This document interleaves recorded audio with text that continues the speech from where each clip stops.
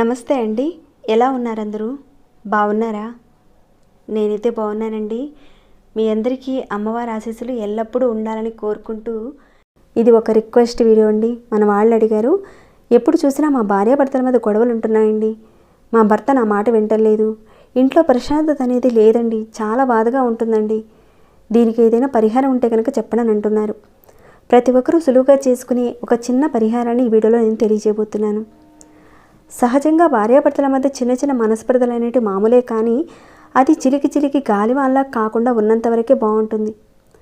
అసలు సమస్య ఎందుకు వస్తుంది, ఏ రీజన్ వల్ల వస్తుంది అనేది ఒకరికొకరు తెలుసుకొని మసలుకుంటే ఆ దంపతుల మధ్య ఎలాంటి మనస్పర్ధలు రావు. ఏ గొడవలు రాకుండా ఒకరినొకరు తెలుసుకొని అర్థం చేసుకొని దాన్ని సరిదిద్దుకోవడానికి మన వంతు మనం ప్రయత్నం చేయాలి. అలా మన వంతు మనం ప్రయత్నం చేస్తూనే ఆ దేవుడి మీద ఒక నమ్మకం పెట్టి పూజ చేసుకుంటే భార్యాభర్తల మధ్య ఏవైతే మనస్పర్ధలు ఉన్నాయో అవి పోవడానికి ఎక్కువగా అవకాశాలు ఉంటాయి. కొన్ని గ్రహస్థితులు బాగోకపోతే భార్యాభర్తల మధ్య గొడవలు రావడానికి అవకాశాలు ఉంటాయి. ఎలాంటి కారణాలున్నా మన వంతు ప్రయత్నంగా, మంచి ప్రయత్నంగా ఈ చిన్న పరిహారాన్ని మీరు చేసుకుంటే మీకున్న సమస్యల నుంచి మీరు చాలా వరకు బయటపడవచ్చు. జీవితంలో ప్రేమానురాగాలు లేవండి. ఒకరి మీద ఒకరికి విపరీతమైన కోపం, గొడవ, ఒకరికొకరు మాట్లాడుకోవడం లేదు, మా మధ్యలో మూడో వ్యక్తి వల్ల భార్యాభర్తల మధ్య సమస్యలు వస్తున్నాయి, ఈ విషయం మీద కూడా ఈ పరిహారం మీరు చేసుకోవచ్చు. ఒకరి పట్ల ఒకరికి ప్రేమానురాగాలు పెరగడానికి, మీలో అద్భుతమైన ఆకర్షణ శక్తి పెరగడానికి ఒక చిన్న అద్భుతమైన తాంత్రిక ఉపాయాన్ని చెప్పబోతున్నాను. దీనిని ఆడవారైనా మగవారైనా చేయొచ్చు. ఈ పరిహారం చేయడం వల్ల కలిగే ఫలితాలేంటో చెప్తాను. ఇక్కడ అద్భుతమైన ఆకర్షణ శక్తి పెరుగుతుంది, అది మగవారికైనా ఆడవారికైనా. అలానే మీ కుటుంబంలో మీ పిల్లలు మీ మాట వింటారు. అంటే ఇప్పటిదాకా పిల్లల ముందు మీరు గొడవలు పడుతూ తిట్టుకుంటూ ఉంటే మీ పిల్లల మీద తల్లిదండ్రుల ప్రభావాలు ఏవైతే ఉన్నాయో ఆ ప్రభావాలన్నీ కూడా తగ్గిపోతాయి, పిల్లల జీవితం బాగుపడుతుంది. సరేనండి, పరిహారం ఎలా చేయాలి ఏంటి అనేది చెప్తాను. అంతకంటే ముందు ఒక చిన్న రిక్వెస్ట్ అండి, ఈ వీడియోకి ఒక చిన్న లైక్ చేయండి. ప్రతి ఒక్క పాయింట్ని మీరు మిస్ కాకుండా వీడియోని ఎండింగ్ వరకు చూడండి చక్కగా. ఈ మధ్యన చాలామంది కామెంట్స్ పెడుతున్నారండి, మీ ఛానల్లో వచ్చే పరిహారాలు మాకు చాలా బాగా ఉపయోగపడుతున్నాయి, అలానే వాళ్ళకి సంబంధించిన సమస్యల కోరికల విషయం మీద చాలా సక్సెస్ అయ్యామని కూడా చెప్పడం జరిగింది. కామెంట్స్ చూసిన తర్వాత చాలా సంతోషం అనిపించిందండి. ప్రతి ఒక్కరికి కూడా చెప్పిన పరిహారం ఉపయోగపడుతుంది అనిపించి కమ్యూనిటీ బాక్స్లో కూడా నేను పోస్ట్ చేస్తున్నానండి. ఎవరికైనా నోటిఫికేషన్స్ రాకపోతే కమ్యూనిటీ బాక్స్లో ఉన్న వీడియోస్ని మీరు చక్కగా చూడొచ్చండి. అలానే మన ఛానల్లో ఉన్న పరిహారాలు చేసుకొని వారి కోరికలు నెరవేరిన దానికి వాళ్ళు బ్లెస్సింగ్స్ కూడా ఇచ్చారు. మీ యొక్క అభిమానానికి థ్యాంక్ యూ సో మచ్ అండి. ఇలాంటి మరెన్నో ఉపయోగపడే వీడియోస్ నేను తప్పకుండా మీ వరకు తీసుకొస్తాను. అలాంటి వీడియోస్ని మీరు మిస్ కాకుండా ఉండాలంటే మన ఛానల్కి సబ్స్క్రైబ్ చేసుకొని గంట సింబల్ని ప్రెస్ చేసి అలానే నోటిఫికేషన్ని తప్పకుండా ఆన్లో పెట్టుకోండి. అప్పుడే మీరు ప్రతి ఒక్క వీడియోని చూడగలుగుతారు.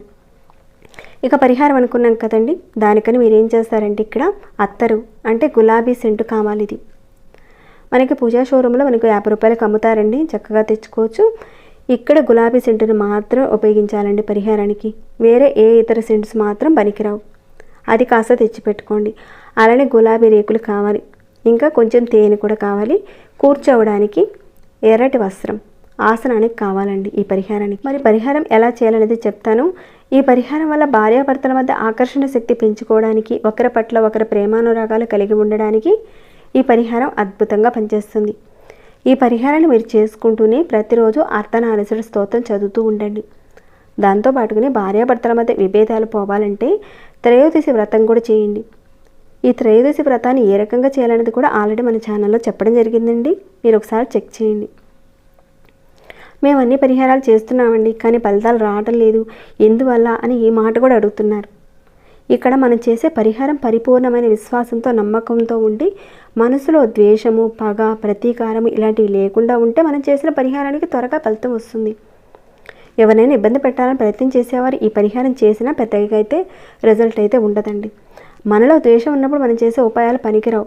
కొన్నిసార్లు 1కి 2 సార్లు, 1కి 10 సార్లు చేయవలసి ఉంటుంది. ప్రయత్నం చేయాలి, మనం భగవంతుడిగా వదిలేయాలి ఫలితాన్ని. నమ్మకంతో చేస్తేనే ఫలితం వస్తుంది. ఈ పరిహారం తాంత్రిక పరిహారం అండి, దీన్ని ఆడవారైనా మగవారైనా చేయొచ్చు. కానీ ఈ పరిహారాన్ని చేసేటప్పుడు మీరు నెలసరిలో ఉండకూడదు. అలానే ఇంట్లో కుటుంబ సభ్యులు ఎవరైనా చనిపోయి ఉంటే చేయకూడదు.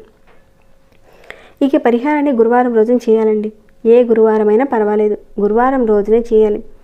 మీరు గురువారం రోజున ఇలాంటి గులాబీ సెంటు బాటిల్ తెచ్చుకోండి. తెచ్చుకున్న తర్వాత ఈ సెంటు బాటిల్లో మీరు ఈ గులాబీ రేకులు వేయాలి. ఎలా అంటే ఈ గులాబీ రేకులు తీసుకోండి.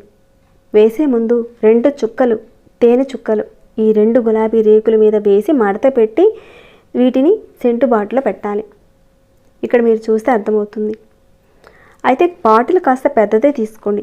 చిన్న బాటిల్ తెచ్చుకుంటే కాస్త ఇబ్బంది అవుతుందండి. కాస్త పెద్దదే తెచ్చుకోండి. ఇక్కడ నేను చూపించినంత కానీ లేదంటే కాస్త పెద్ద సైజ్ అయినా సరే తెచ్చుకోండి. గులాబీ సెంట్ అనేది కాస్త పింక్ కలర్లో ఉంటుందండి. చూడగానే అనిపిస్తుంది. ఇంత మాత్రం సరిపోతుంది. అలానే గులాబీ రేకులు మీరు తీసుకునేటప్పుడు పరిహారం విషయంలో మరీ పెద్ద రేకులు కాకుండా కాస్త చిన్నపాటి పెటల్స్ తీసుకోండి. బాటిల్ అయితే పెద్దగా రేటు ఉండదండి. ఒక 50 రూపాయలు 60 రూపాయలు ఉంటుంది అంతే. మీరు ఏదైతే గులాబీ రేకుల మీద తేనె వేసి పెట్టారు కదండి, వాటిని మడత పెట్టి సెంటు బాటిల్లో పెట్టాలి. ఇదంతా కూడా మీరు నమ్మకంతో అనుకున్నది జరగాలి అని ఒక దృఢ సంకల్పంతో చేయండి. అలా పెట్టేసిన తర్వాత మూత పెట్టేసేయండి. గులాబీ రేకుల మీద 2 చుక్కలు కానీ 3 చుక్కలు మాత్రం వేయాలండి తేనె చుక్కలు. తర్వాత ఆ 2 గులాబీ రేకులు బాటిల్లో పెట్టాలి. ఈ సెంటు బాటిల్ని మీరు ఏం చేస్తారంటే దుర్గా అమ్మవారి పటం ముందు, అంటే మన ఇంట్లో ఉన్న దుర్గా అమ్మవారి పటం ముందు మాత్రమే పెట్టాలి.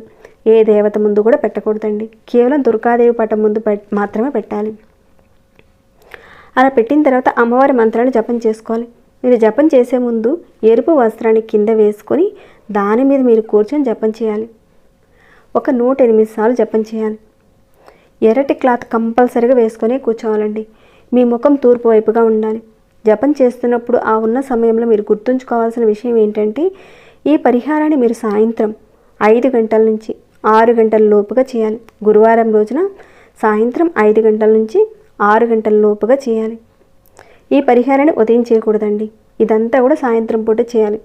ఉదయం తలస్నానం చేయాలి, సాయంత్రం కూడా తలస్నానం చేయాలి. ఖచ్చితంగా ఈ పరిహారం విషయంలో దుర్గా అమ్మవారి ఫోటో పెట్టుకోండి. సాయంత్రం పూట చక్కగా ఒక చిన్నదైనా పెట్టుకుని అమ్మవారి ఎదురుగా దీపారాధన చేసుకోండి.